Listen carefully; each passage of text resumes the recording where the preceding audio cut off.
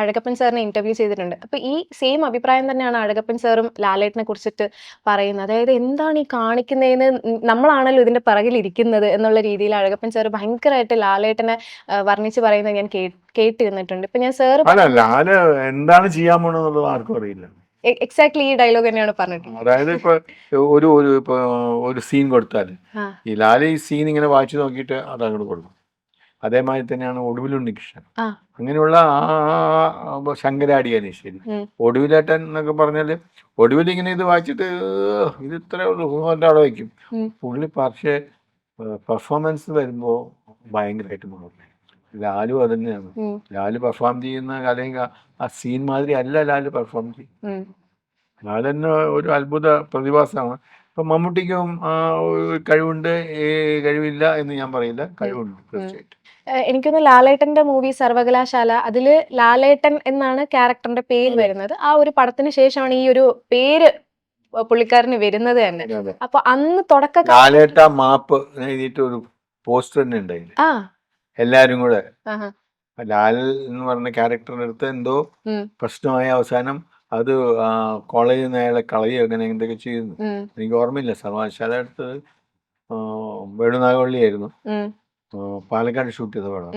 അതിലവസാനം ലാലേട്ടന്റെ മാപ്പ് പറയണത് എഴുതി വെച്ചിരിക്കുകയാണ്, ലാലേട്ട മാപ്പ് എന്ന് വലിയൊരു ഒരു ബാനറാണ് തിരിച്ചത്. ആ ഒരു പടത്തിന് ശേഷമാണ് ലാലേട്ടൻ എന്ന് പറയുന്ന ഒരു പേര് വരെ ആൾക്ക് വീഴുന്നതെന്നാണ് പറയപ്പെടുന്നത്. വരെ ലാലേട്ടൻ എന്നാണ് വിളിക്കുന്നത്. അപ്പൊ ലാലേട്ടനാണ്. അപ്പൊ തുടക്ക കാലഘട്ടം മുതൽ കാണുകയാണ്. അപ്പൊ ഇന്ന് ലാലേട്ടൻ നിൽക്കുന്ന ഒരു എന്താ പറയുക ഒരു പൊസിഷൻ, അന്നത്തെ ആ ലാലേട്ടൻ അല്ലെങ്കിൽ മോഹൻലാൽ അല്ലെങ്കിൽ ഇന്ന് നമ്മൾ കാണുന്ന ഒരു ലാലേട്ടൻ എന്ന് പറയുമ്പോഴത്തേനും സാറിന് എന്താണ് ഫീൽ ചെയ്യുന്നത്? അതായത് ഗ്രോത്ത് എന്നുള്ള രീതിയിൽ ലാല് ഭയങ്കര വലിയ ആളായി മാറി, അത്രയും കഴിവുള്ള ഒരാളായി മാറി. അഭിനയായാലും ശരി. ഇപ്പൊ ലാലെന്ന് പറയുന്നത് സാധാരണ മനുഷ്യനൊന്നും നമുക്ക് വിചാരിക്കണതിനപ്പുറത്താണ് ലാല് നമ്മുടെ. പക്ഷെ ലാലത് അറിയുന്നില്ല. ലാലിന് വളർന്ന് വലുതായി പന്തലിച്ച് കിടക്കുകയാണെന്നുള്ളത്. ലാലിന്റെ നമ്മളോടുള്ള ഇപ്പൊ അടുത്ത കാലത്ത് ലാലിന്റെ ഒരു പരിപാടി ഉണ്ടായിരുന്നു ഇവിടെ, ലാലിനെ ആദരിച്ചത്. ഞാനതിന് പോയിട്ട് എനിക്ക് അത്ഭുതപ്പെട്ടു പോയി. കാരണം ലാലിന്റെ മാറ്റം ഭയങ്കരമാണ്. ലാല് മാറിപ്പോയത് ഭയങ്കരം. പക്ഷെ ലാലിന്റെ മാറ്റം നമുക്ക് അറിയുന്നില്ല. ഞാൻ എല്ലാം കഴിഞ്ഞിട്ട് ഞാൻ പോവാറായപ്പോൾ ഞാൻ പോകുന്നു, എവിടെ പോയി അവിടെ ഇരിക്കുകയെന്ന് പറഞ്ഞു. ഒന്നുമില്ല, ഞാൻ പോട്ടെ എന്ന് പറഞ്ഞ അങ്ങനെ ഒരു കാര്യമുണ്ട്. ഇന്നും അന്ന് കണ്ട അതേ ആള് തന്നെയാണ്. ലാലിന് മാറ്റമില്ല, നമുക്കേ ഉള്ളൂ മാറ്റം. അതേപോലെ സാറ് ഡയറക്ട് ചെയ്ത മൂവിയാണ് പട്ടണത്തിൽ സുന്ദരൻ. അങ്ങനെ ഒരു അബദ്ധം ഞാൻ ചെയ്തു. അത് നല്ല പടമല്ലേ? ഇനി എന്റെയൊക്കെ ഫേവറേറ്റ് മൂവിയാണ് പട്ടണത്തിൽ സുന്ദരൻ എന്ന് പറയുന്നത്. എത്ര വട്ടം കണ്ടാലും ഈ പറയുന്ന പോലെ റിപ്പീറ്റഡ് വാല്യൂ ഉള്ള ഒത്തിരി മൂവീസ് പഴയ കാലഘട്ടത്താണ്. ഞാൻ പക്ഷെ വിചാരിച്ച മാതിരി കത്തിയില്ല എന്നുള്ളതാണ് സത്യം. എനിക്ക് അതിന് സങ്കടമുണ്ട്. പടം ഓടുകയൊക്കെ ചെയ്തു, നല്ല അഭിപ്രായമൊക്കെ വന്നതൊക്കെ ശരിയാണ്. പക്ഷെ എന്നാലും ഞാൻ വിചാരിച്ച മാതിരി അല്ല ആ സിനിമ. പുതിയൊരു എഴുത്തുകാരനാണ് അയാള് വലിയ എഴുത്തുകാരനായി. പിന്നെ ഞങ്ങൾ വേറെ പടം ചെയ്തതൊന്നുമില്ല. അത് ആ പടം എന്ന് പറയുന്നത് എനിക്ക് തോന്നുന്നു ഇനിയും കുറെ കൂടെ ഒക്കെ നന്നാക്കാമായിരുന്നു. അതെപ്പോഴും അങ്ങനെയുണ്ടല്ലോ, നമ്മളൊരു കാര്യം ചെയ്തു കഴിഞ്ഞാൽ കുറച്ചുകൂടെ നന്നാക്കാമായിരുന്നു എന്ന് നമുക്ക് തോന്നുന്ന സംഭവങ്ങളുണ്ട്. അത് ഭയങ്കര. സാർ ഇത് ഡയറക്ഷൻ ചെയ്യണം എന്ന് വിചാരിച്ച് ചെയ്ത മൂവിയാണ്? അല്ല, തീർച്ചയായിട്ടും അല്ല. ഞാൻ എൻ്റെ ഒരു സുഹൃത്ത്, അതായത് ഈ സിന്ധുരാജ്, ആ സുഹൃത്ത് എൻ്റെ അടുത്ത് വന്ന് ഈ കഥ പറഞ്ഞു. ഞാൻ പറഞ്ഞു സിന്ധു, ഇത് കഥയൊക്കെ നല്ലതാണ്, പക്ഷെ ഇത് ആരെ ചെയ്യാൻ സാറേ? ഞാൻ നോക്കട്ടെ. ഞാൻ അങ്ങനെ 3-4 ഡയറക്ടേഴ്സിനെ അപ്രോച്ച് ചെയ്തു. അവർക്കൊന്നും അത് താല്പര്യമില്ല. അവസാനം ഇൻഫാക്ട് ദിലീപ് ഒന്ന് വിൻ ചേട്ടൻ ചെയ്താൽ പോലെ ഇത്. ഞാൻ എങ്ങനെ ചെയ്യാൻ, അത് പറ്റില്ല, വിൻ ചേട്ടന് ചെയ്യാൻ പറ്റും. അങ്ങനെ അതിന് ദിലീപിന്റെ ഒരു മേൽക്കൈ ഉണ്ട് അതിനകത്ത്, ആ പടം ഞാൻ ചെയ്യാൻ. അങ്ങനെ ചെയ്ത മൂവിയാണ് പട്ടണത്തിൽ സുന്ദരൻ. അതിനുശേഷം പിന്നെ ചെയ്യണം തോന്നിയില്ല ഡയറക്ഷൻ? അതോടെ മതിയായി എനിക്ക്. പക്ഷെ എനിക്ക് തോന്നുന്നു ഒത്തിരി ആൾക്കാരുടെ ഒരു ഫേവറേറ്റ് മൂവിയിൽ വരുന്ന ഒരു മൂവി തന്നെയാണ് മൂവിയായിരുന്നു. ഫീലിംഗ് ഒക്കെ ഉള്ള മൂവിയായിരുന്നു. പക്ഷെ അത് നല്ലൊരു സ്റ്റോറി പറയുന്നുണ്ട് അതില്. നല്ലൊരു സ്റ്റോറി, ഭാര്യയെ സ്നേഹിക്കുന്ന ഭർത്താവ്, എനിക്കതാണ് ഇഷ്ടപ്പെട്ട ആ പോയിന്റാണ്. എന്റെ ഭാര്യയ്ക്കും അതാണ് ഇഷ്ടമായത്. ജോലിക്ക് വിടൂല. ആ, കാരണം അങ്ങനത്തെ ഒരു വളരെ റെയർ ആയിട്ടുള്ള ഒരു സബ്ജക്റ്റ് ആയിരുന്നു അത്. അതെ. നല്ല സിനിമയായിരുന്നു അത്. ഇപ്പൊ ഭാര്യയെ കുറിച്ച് പറഞ്ഞപ്പോഴാണ്, ഭാര്യ അഭിനയിച്ച ഒരു പടത്തില് സിനിമാറ്റോഗ്രഫി ചെയ്തിട്ടുണ്ടായിരുന്നു. അതിനി അബദ്ധം എന്ന് പറയരുത്. അല്ല അത് ഉം. അബദ്ധം എന്ന് പറഞ്ഞാല് ഞാറ്റടി എന്നൊരു സിനിമ ആ, നമ്മുടെ കൊടിയേറ്റൻ ഗോപിയാണ് ഡയറക്റ്റ് ചെയ്തത്. ഉം, അത് സംവിധാനം ചെയ്യാൻ ഗോപിച്ചേട്ടൻ എന്നെ വിളിക്കുകയും ഞാൻ പോവുകയും ഞാൻ ഷൂട്ടിങ് കഴിയുകയും അതിലൊരു പെൺകുട്ടി വരികയും ഉം. ആ പെൺകുട്ടിയോട് എനിക്കൊരു ഇഷ്ടം തോന്നുകയും ആ കുട്ടിയെ കല്യാണം കഴിക്കുകയും അതെന്റെ ഭാര്യയായിട്ട് കുടുങ്ങുകയും ചെയ്തു ഞാൻ. അങ്ങനെ ആദ്യം എനിക്കൊന്നു ഭാര്യ ചെയ്ത ഒരേ ഒരു സിനിമ അത് മാത്രമാണ്. അത്രേ ഉള്ളൂ, അത്രേ ഉള്ളൂ. അപ്പൊ തന്നെ കെട്ടി വീട്ടിൽ കൊണ്ടുപോയി അല്ലേ?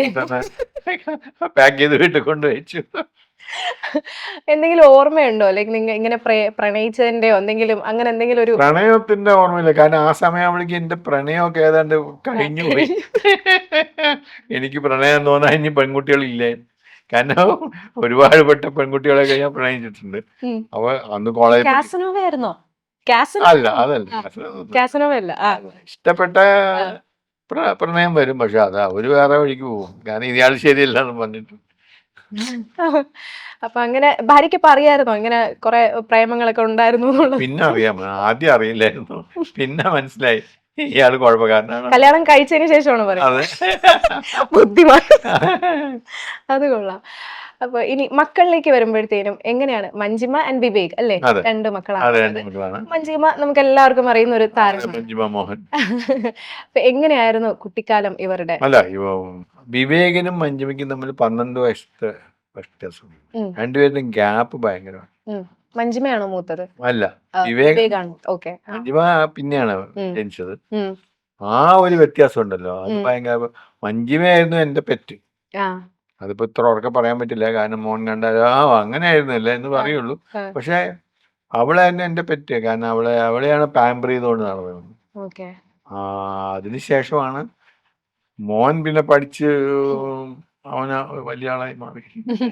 പറഞ്ഞിട്ടുണ്ട് ഇങ്ങനെ പ്ലാൻ ചെയ്തൊന്നും മോളെ സിനിമയിലേക്ക് വിട്ടതല്ല, ആഗ്രഹമേ ഇല്ല എന്നായിരുന്നു ഇല്ല, അങ്ങനെ നമുക്ക് പ്രത്യേകിച്ച് ആഗ്രഹമൊന്നും ഇല്ല. ആ. അവളങ്ങ് സിനിമയിൽ ഇടിച്ചു കയറി പോയതാണ്. ആ. ഈ ബേബി ആർട്ടിസ്റ്റ് ആയിട്ടൊക്കെ അത് തുടക്കത്തിൽ എങ്ങനെയായിരുന്നു? ഉണ്ട്, ഒരുപാട്. ഒത്തിരി പടങ്ങൾ ചെയ്തു. അതെങ്ങനെയാ അതിലേക്കൊക്കെ പോകുന്നത്? എന്റെ കൂടെ ഷൂട്ടിങ്ങിന് വരുമല്ലോ, ആ. എന്റെ ഭാര്യ ഉണ്ടാവും, അപ്പൊ ആ. ഇവളും കൂടെ വരും. ആ. ഇപ്പൊ തിരുവനന്തപുരത്ത് നടക്കുന്ന പടങ്ങളൊക്കെ തന്നെ ആ. ഇപ്പൊ അനിൽ ബാബു ആയാലും ശരി, ആരായാലും ശരി, അവര് ചോദിക്കും മോളെ ആ ഒരു പടത്തില് ആ ഷോട്ടില്ല അതിൽ മോൾ. ഞാൻ പറഞ്ഞു അവൾ അറിഞ്ഞോട്ടെ, അവളെ വിട്ടേക്കാം, ഉം. ഞാൻ വിട്ടേക്കാന്ന് പറയും, അവള് ചെയ്തിട്ട് വരും. ഉം. അങ്ങനെയാണ് അവള് അഭിനയം. എങ്ങനെയാ അത് എൻജോയ് ചെയ്ത് അങ്ങ് ചെയ്തോണ്ടായിരുന്നു, ചെയ്യുമായിരുന്നു. പ്രശ്നമൊന്നുമില്ല. അവള് റിയൽ ആർട്ടിസ്റ്റ് ആയിരുന്നു. ആ. അതുകൊണ്ടാണ്, കാരണം കരച്ചിലും ഒക്കെ ഭയങ്കര. എനിക്ക് അത് സങ്കടം വരും, എന്നാലും ഉം. നന്നായി ചെയ്യുമായിരുന്നു. അവാർഡും കിട്ടിയിട്ടുണ്ട്. ആ ചെറിയ Award പ്രായത്തിൽ തന്നെ കിട്ടി. അവാർഡും മേടിച്ചു. ഇപ്പൊ എങ്ങനെയാണ് മഞ്ജിമയുടെ ഒരു കരിയർ പോകുന്നത്? ഇപ്പം ഇപ്പൊ ഭർത്താവിന്റെ അടുത്ത് ചോദിക്കണം, അല്ലാതെ എന്റെ അടുത്ത് ചോദിച്ചിട്ട് കാര്യം. അവർ രണ്ടുപേരും ഹാപ്പിയാണ്. അവള് ഞാനിപ്പോ ഇപ്പൊ അടുത്ത കാലത്ത് ഞാൻ അവളുടെ ഒരു വെബ് സീരീസ് ഉണ്ട്, ചൂഴൽ എന്ന് പറഞ്ഞു. ഉം. നല്ല മീൻസ് അവൾക്ക് ബെസ്റ്റ് ആക്ട്രസ്, കഴിഞ്ഞ വർഷത്തെ ബെസ്റ്റ് ആക്ട്രസ് ചെന്നൈ മദ്രാസ് യൂണിവേഴ്സിറ്റിയുടെ എന്തൊക്കെ ചെയ്യും. അവള് നല്ല ആർട്ടിസ്റ്റാണ്. ഉം. അവള് പറഞ്ഞോളാം എന്തൊക്കെ സംഭവിക്കാൻ പോകും.